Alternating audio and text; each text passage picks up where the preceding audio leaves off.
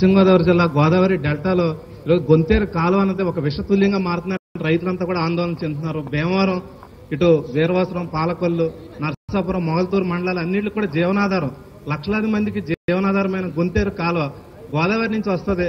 దాని మీద ఆధారపడి దాదాపు 2 లక్షల మంది ప్రజలు జీవిస్తున్నారు. అలాంటి జీవించే ప్రదేశంలో ఈరోజు గోదావరి మెగా ఆక్వాఫుడ్ పార్క్ అనేది నిర్మిస్తున్నారు.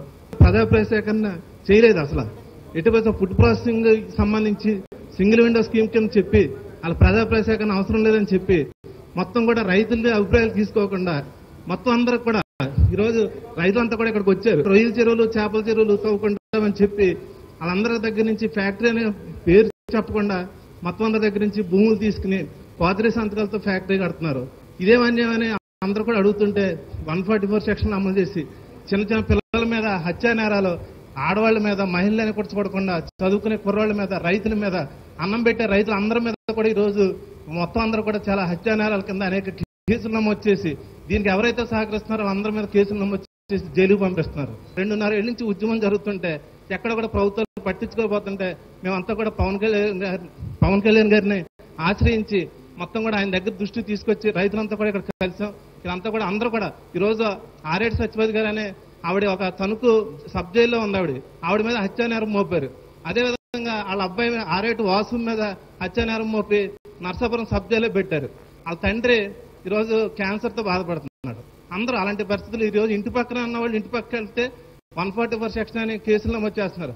ఎంత ఒక తీవ్ర స్థాయి ఎలా ఉందంటే ఒక వ్యవసాయం చేసుకునే వాళ్ళు అందరూ కూడా ఈరోజు రాత్రిపూట బ్యాటరీ లైట్లు వేసుకుని పురుగు మందులు కొట్టి వ్యవసాయం చేసుకుని దుర్భర పరిస్థితుల్లో ఈరోజు ఉన్నారు. ఒక బహిర్భూమికి వెళ్ళి వాళ్ళ దగ్గర కూడా ఆధార్ కార్డు లేకపోతే అరెస్ట్ చేసే పరిస్థితి ఉంది సార్. దీనికి సంబంధించి మీరు మాత్రమే న్యాయం చేయగలరు. మేము అందరూ కూడా ఫ్యాక్టరీని మేము ఎక్కడ కూడా ఇండస్ట్రియల్ సంబంధించి పారిశ్రామిక అభివృద్ధికి కూడా మేము ఎక్కడ కూడా అవరోధంగా మారట్లే.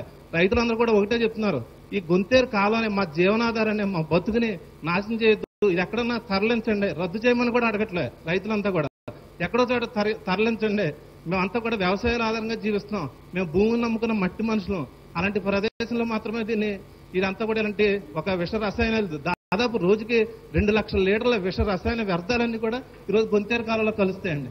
వచ్చిన వాళ్ళ అందరి మీద కూడా కేసులు ఉన్నాయి. మమ్మల్ని అరెస్టులు చేసి మేము అందరం కూడా దొంగచాటుగా పవన్ కళ్యాణ్ గారిని కలిసి తర్వాత మేము అరెస్ట్ అయిపోవడానికి, ఎందుకంటే ఒక్కొక్కరి మీద మొత్తం 7-8 కేసులు 15 కేసులు ఉండి ఒక చాలా తీవ్రమైన నేరాలు పెట్టారు. మేమందరూ రైతులు, మహిళల మీద కూడా కేసులు పెట్టారు, చిన్నపిల్లల మీద పెట్టారు, చదువుకునే వాళ్ళ మీద పెట్టారు.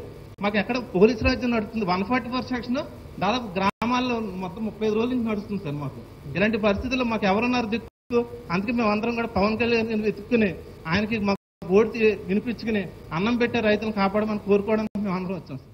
ఇది దయచేసి తెలుగుదేశం ప్రభుత్వానికి దయచేసి ఒక నందిగ్రామం చేయకండి. దీన్ని జాగ్రత్తగా ఆచితూచి మీరు చేయాల్సిన బాధ్యత ఉంది. ఎందుకంటే తెలుగుదేశం ప్రభుత్వం గెలుపొందడానికి చాలా బలంగా నిలబడిన జిల్లా పశ్చిమ గోదావరి జిల్లా.